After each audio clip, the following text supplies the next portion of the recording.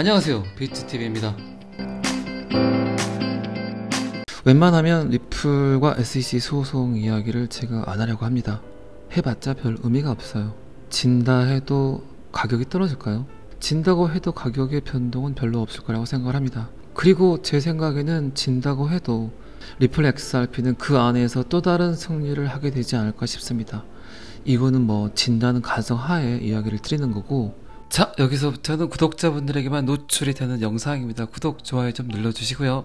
SEC가 리플의 손을 놔버리면, XRP가 소송에서 진다면 이거는 뭐 어쨌든 전세계적 이슈죠. 지금 암호화폐 시장에 있는 모든 참여자들이 SEC와 XRP 소송에 대해서 관심이 많은데, 그리고 여론은, 수많은 사람들의 생각들은 SEC가 잘못된 판단이나 멍청한 판단을 하지 않을 거라고 생각들을 하는데, 그 와중에 사라레뻔 판사가 SEC의 손을 들어줘 버린다면 이거는 SEC의 신뢰도도 문제지만 미 법원, 그리고 어쩌면 미 재무부, 그리고 어쩌면 미국 바이든 정부의 신뢰도까지도 하락할 수 있는 그런 일이 될 수 있겠죠.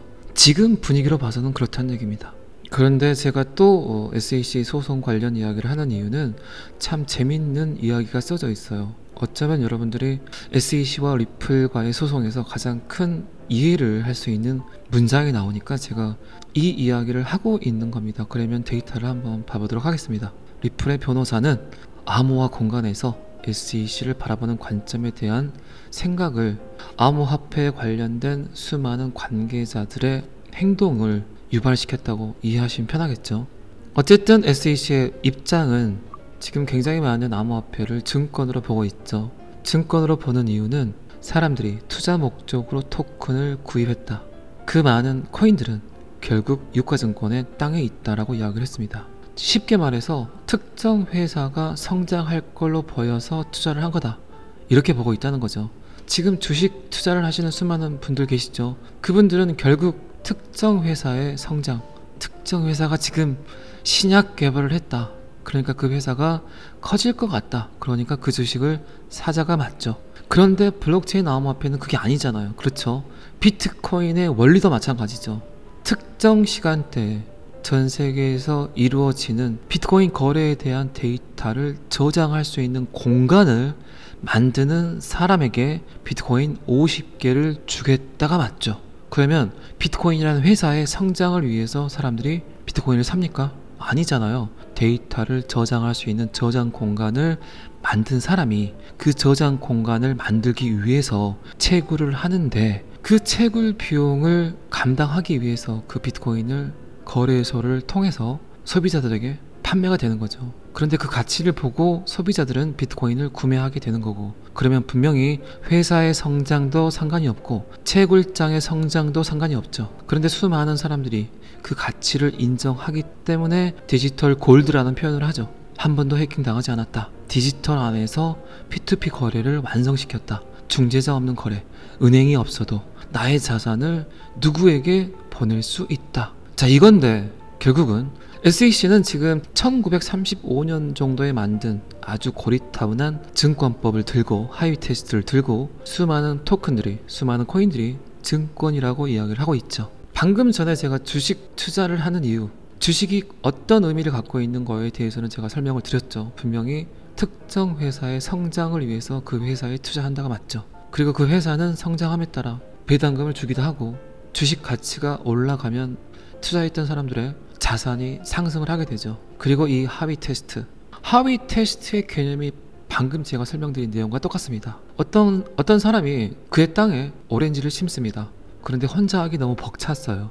그래서 오렌지 농장을 두 군데로 나눠서 한 군데는 본인이 해요. 그리고 한 군데는 특정인에게 부탁을 합니다. 내가 이거 다 혼자 농장을 꾸릴 수가 없으니까 당신이 내 대신 내가 갖고 있는 땅의 절반 정도는 당신이 거기서 오렌지를 생산해내. 그 대신 당신이 수확을 하는 오렌지의 특정 비율만큼 나에게 지불을 해줘, 이거죠. 분명히 이 사람은 본인이 할 수 없기 때문에 자기의 땅을 다른 사람에게 줬어요. 땅은 본인 거지만 경영은 이 사람이 하는 거죠. 그리고 그 사람이 오렌지 농장을 성장시키면 시킬수록 본인에게 특정 비율만큼 그 오렌지는, 그 수익은 본인에게 오고, 자, 이게 하위 테스트의 개념입니다. 이 개념을 가지고 SEC는 계속 코인을, 토큰을 증권법에 따라야 된다고 표현을 하고 있어요. 자, 이 개념이라면 지금 리플 가격이 10,000원 정도 돼야 되지 않을까요?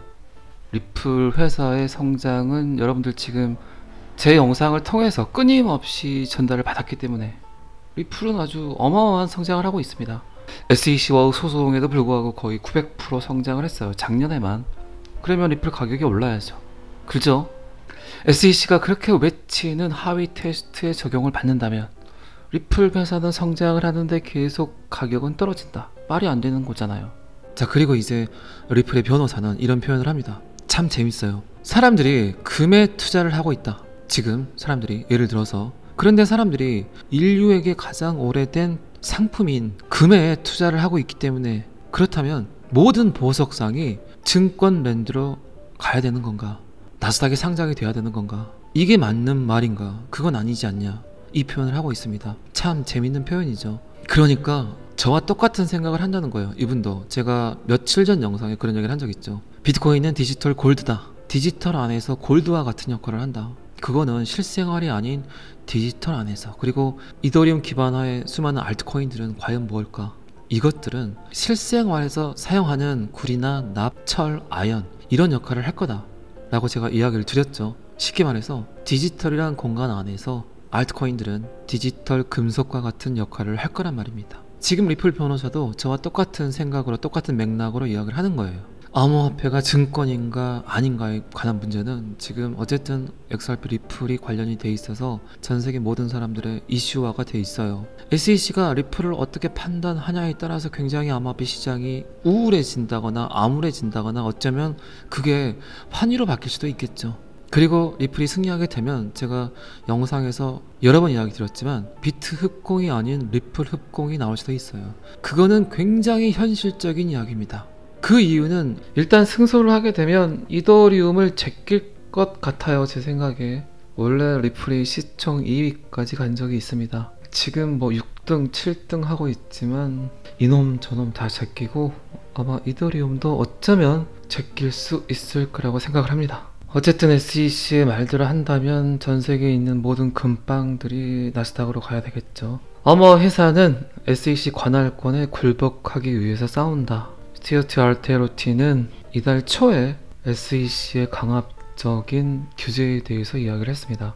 암호화폐 시장은 SEC 관할권에 굴복해야 한다는 논리를 생각하고 싶지 않다. 이 상황은 전기 자동차 운전자에게 안전벨트가 필요하지 않다고 말하는 것과 똑같다. 실제로 전기 자동차 운전자를 처벌하는 것과 똑같다. 왜냐하면 그들은 SEC가 소유하고 통제하는 주유소를 사용하지 않기 때문이다. 참 말을 너무 재밌게 한 것 같습니다. 표현을 너무나 딱 맞는 표현을 했어요. 전기차를 가지고 일반 주유소에 가면 안 되겠죠. 어쨌든 오늘 제 영상이 조금은 여러분들의 생각 속에 주식과 암호화폐 개념이 조금은 설정이 됐을 거라고 생각을 합니다. 오늘은 여기까지 하겠습니다. 구독과 좋아요는 항상 저를 너무너무 힘나게 합니다. 감사합니다. 비트TV였습니다.